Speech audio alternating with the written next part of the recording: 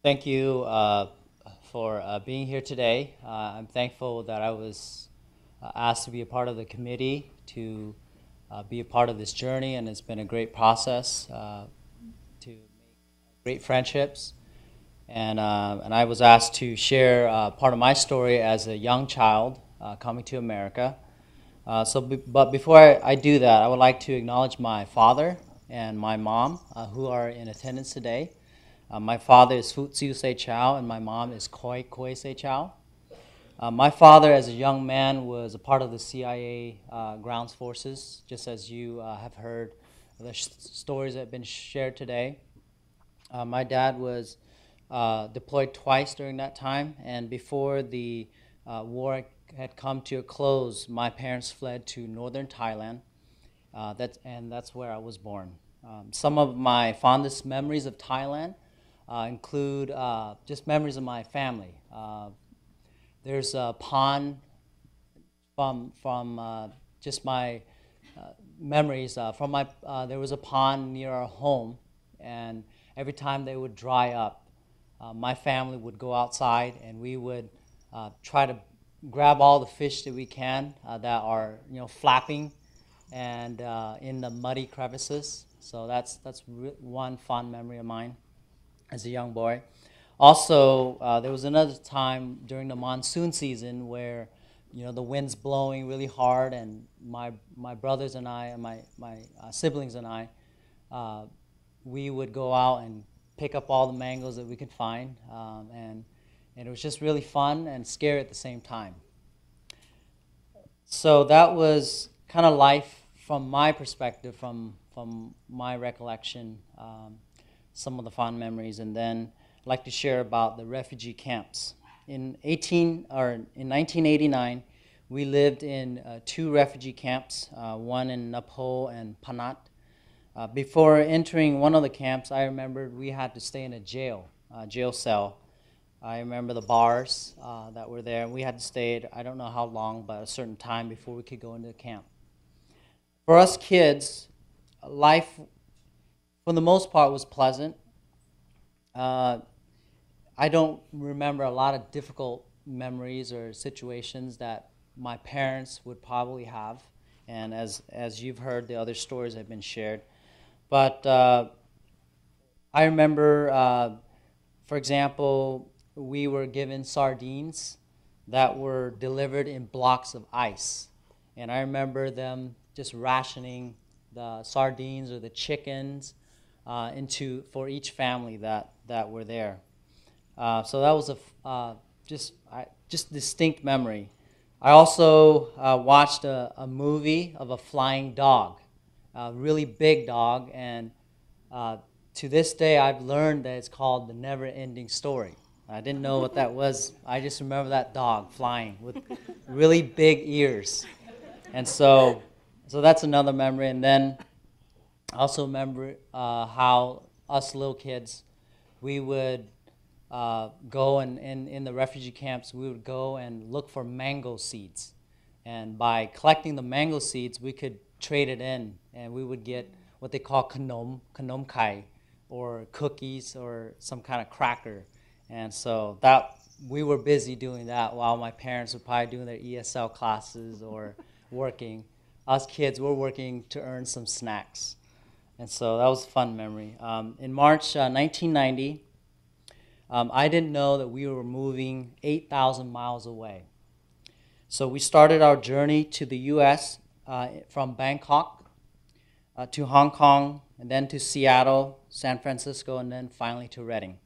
We had relatives at that time who sponsored us. So of all the places in the U.S. we could come to, we came to Reading. So this is a special place. I remember particularly during the flight from San Francisco to Reading, you know how it gets very turbulent at times. And so that was a very turbulent time because I just remembered it felt like we were falling and just constantly falling. And my mom told me that I was so scared. I kept yelling, "Tai lo, tai lo," and that means, I'm going to die. We're going to die in Mien. And just screaming and yelling. And So that's what my mom told me, and I remember that. It was very scary. And another interesting part about that was there were several Mien families that were on the same flight, and I remember them also screaming and also a lot of throwing up. And so I was very thankful, well, at least from my perspective now, that they gave us brown paper bags. So that was very helpful and useful during that time. So I'm going to share a little bit about growing up in Redding as a young boy. I was turning 6, so for me, I was very thankful that since I was fairly young, I was able to acquire the English language in school. And I always enjoyed learning, and I even wrote a book about it as a 5th grade student, and it's on display outside here. And it kind of, gave a chronology of just from what I remembered, the journey that we came. So just growing up in school, just thankful that I was able to be educated. And we grew up in the Hilltop Apartments, and many of the Mien folks have come out of that place, and so they could probably share their own stories. But one of my favorite games was Cops and Robbers, which I'm sure some of you have played before. I was probably the cop.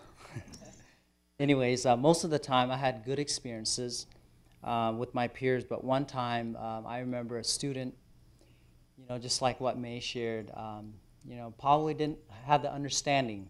And so I remember the comment, something along the line of, you should go back to your own country.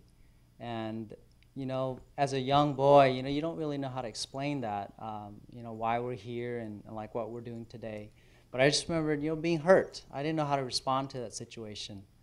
But anyways, I was able to make, many friends from different ethnic groups, whites, blacks, Mien, and I remember, we shared a lot of top ramen noodles, and that was, very fun. You put the, the seasoning and the hot sauce, and you put it in and shake it up, and we had a great time, just growing up in Mistletoe School. So anyways, that was kind of like my elementary years, and I remember as a sophomore in high school, I realized that I've always wanted to be a teacher, and it was a great stepping stone because thankfully I was the first in my family to be able to go to college and to go through school and graduate. And I'm grateful to my parents for their support, sacrifices, and perseverance that have allowed me to be able to share with them during graduation. My family was able to go down to San Diego area, and so after graduation, I decided to come back home to Redding. For me, I realized that Redding is my home and my community.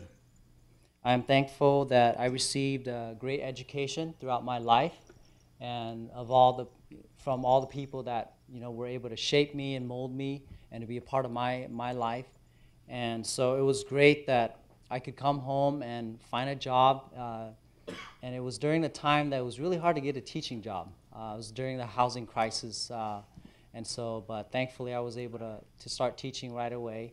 And for me, I realize now that because of the education I received, I am privileged to be able to share that, that knowledge I received with the youth of today at Rother Elementary. Actually, I first started at Redding Christian School, and now I've been teaching at Rother Elementary, and to be able to share with them my life story, and to also to show them the value of education. And you'll notice this picture. I'm going to close with this picture. If you look at this picture, you are looking at a kid. You might say, you're looking at a kid in the refugee camp, and people may not see very much. And for a lot of us, it may be similar. But my life shows that, if you work hard and you don't give up, you can achieve, the goals and dreams that you have. And then I was thinking earlier, and not just to achieve those goals and dreams for yourself, because then you're just looking at yourself. but to be able to use those gifts, those talents that you've been given, and to be able to share with others and make an impact in the lives of others. So I'm very grateful that all of you have come today to hear these stories and the time that I have to share my story.